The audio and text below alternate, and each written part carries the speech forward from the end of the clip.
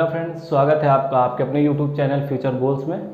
मैं राहुल आपका फिर से एक बार स्वागत करता हूं और हम बात कर रहे थे जीआईसी एग्ज़ाम के बारे में।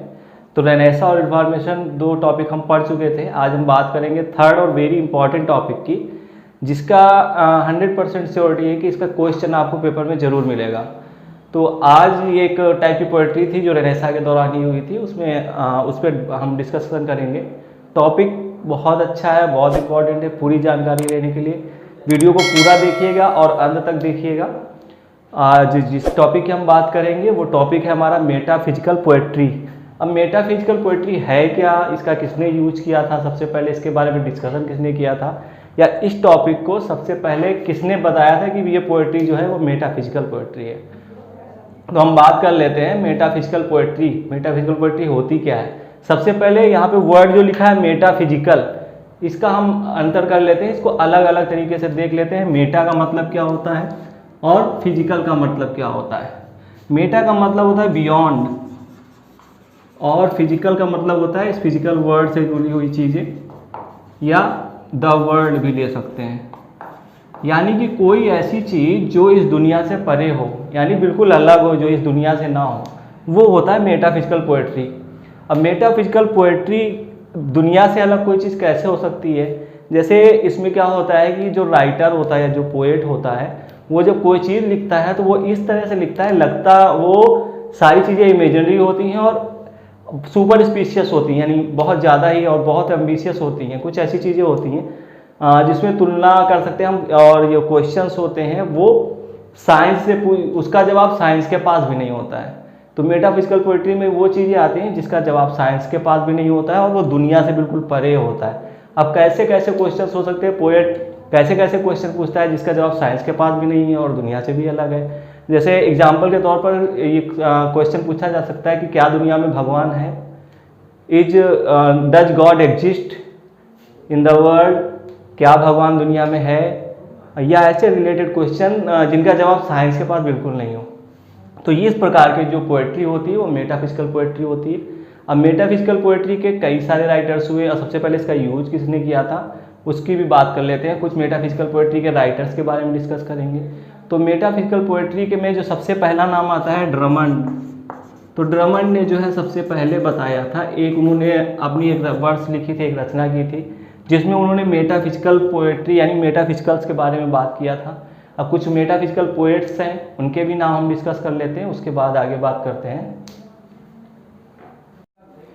आइए अब हम बात कर लेते हैं कुछ मेटाफिजिकल पोएट्स की जो उस समय मेटाफिजिकल पोएट्री करते थे। तो उसमें सबसे पहला नाम आता है जॉन डन का, एंड्रयू मार्वेल का, George Herbert, Richard क्रेशियो, Abraham काउली, Thomas ट्रेहरन और एडवर्ड बेनलॉज। तो ये कुछ राइटर्स थे या पोएट्स थे उस समय के जो मेटाफिजिकल पोएट्री करते थे। अब हम बात कर लेते हैं, यहाँ पे सबसे पहला नाम लिखा हुआ है जॉन डन।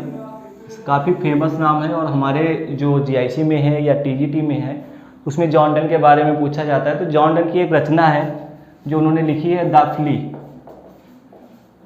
ये जो उनकी एक रचना है उसमें इन्होंने बताया है कि जो है कि ये अपने बिलव्ड से बोलते हैं। उसमें जो पूरी स्टोरी अगर आप पढ़ेंगे तो पूरी पोएट्री को, तो उन्होंने अपने बिलव्ड से बताया है कि फ्ली एक कीड़ा है जो आता है, जॉन डन का भी ब्लड पीता है, यानी खून को पीता है, और उनकी बिलव्ड का भी खून को पीता है।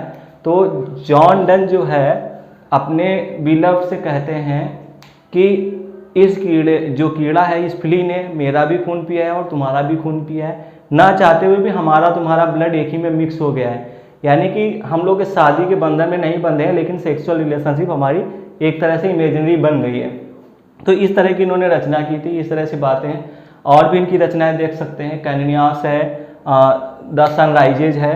तो ये पोएट्री जो है, जो इनकी रचनाएं हैं, उसमें आप देख सकते हैं मेटाफिजिकल पोएट्री काफ़ी ज़्यादा यूज किया गया है। और उसके बाद इसमें एक नाम आप यहाँ ये भी देख लीजिए, अब्राहम काउली। ये बहुत ही इंपॉर्टेंट नाम है। अब हम बात कर लेते हैं, जैसे मैंने बताया सबसे पहले जो है मेटाफिजिकल पोएट्री का यूज किया था ड्रमंड ने।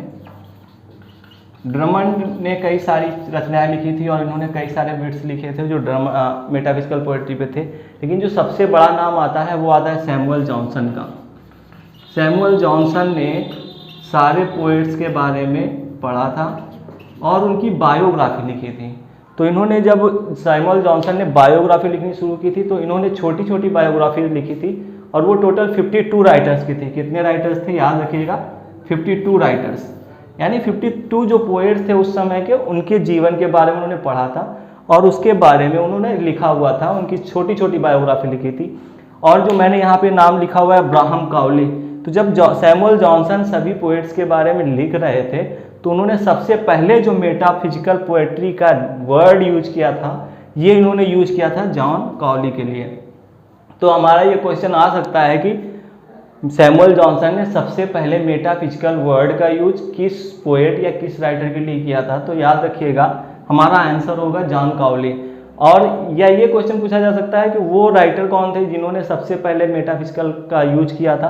तो यहाँ पे नाम लेंगे हम ड्रमंड का, क्योंकि ड्रमंड ने सबसे पहले इसको लिखा था, लेकिन उसके बाद सैमुअल जॉनसन ने जब बायोग्राफी लिखनी शुरू की थी तो उन्होंने काउली के लिए जो है मेटाफिजिकल वर्ड का यूज किया था। और सैमुअल जॉनसन ने टोटल 52 यानी 52 राइटर्स के बारे में लिखा हुआ था। अभी आगे हम बात कर लेते हैं इसके बारे में थोड़ा सा। अभी हम बात करते हैं आगे मेटाफिजिकल पोएट्स जो थे या राइटर्स जो थे, वो जो अपनी बातों को लिखते थे, जो बातें ऐसी होती थी जो साइंस से बाहर थी या संयोग से बाहर थी, अतिशयोक्ति जैसी थी, तो उस चीज़ को एक वर्ड देते थे कंसीट। याद रखिएगा ये वर्ड कंसीट। कंसीट का मतलब होता है कोई भी चीज़ जो समाज से या दुनिया से परे है, ऐसी राइटिंग्स। तो कंसीट था, उसको कंसीट के नाम से जाना जाता है।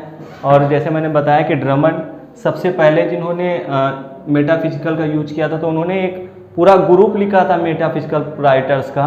और सेकंड जो थे डॉक्टर सैमुअल जॉनसन, जिनकी एक रचना है lives of the most eminent English poets. इसमें उन्होंने 52 पोएट्स के बारे में लिखा हुआ है, 52 पोएट्स की शॉर्ट बायोग्राफी लिखी हुई है। यानी जो 52 शॉर्ट बायोग्राफी लिखी हैं उनकी इसी रचना में है lives of the most eminent English poets. तो ये जो थे जो बेसिक राइटर्स थे उस समय के, जिन्होंने मेटाफिजिकल टर्म को यूज किया था, बताया था कि ये मेटाफिजिकल टर्म है। और इसके बाद कुछ और राइटर्स हुए थे और सबसे बड़ा नाम जो मैंने बताया जॉन डन का आता है। जॉन डन जो कि हमारे सिलेबस में भी आएंगे, इनको मेटाफिजिकल पोएट्री का बहुत बड़ा राइटर माना जाता है। और साथ में पहले भी बताया, एक बार फिर से आपको बता देते हैं कि अब्राहम काउली के लिए सबसे पहले डॉक्टर सैमुअल जॉनसन ने मेटाफिजिकल वर्ड का यूज किया था। तो ये कुछ इम्पॉर्टेंट चीज़ें थी मेटाफिजिकल पोएट्री के बारे में। और आई थिंक इतना जितना भी मैंने बताया है बहुत ही इंपॉर्टेंट टॉपिक है, पूरा ध्यान से देखिएगा और पढ़िएगा और हर चीज़ को समझने की कोशिश करिएगा। और अगर वीडियो आपको अच्छा लगा हो, पसंद आया हो, तो वीडियो को लाइक करिए, शेयर करिए, सब्सक्राइब करिए और मोस्ट इम्पॉर्टेंट थिंग है अपने कमेंट्स ज़रूर दीजिए। Thank you.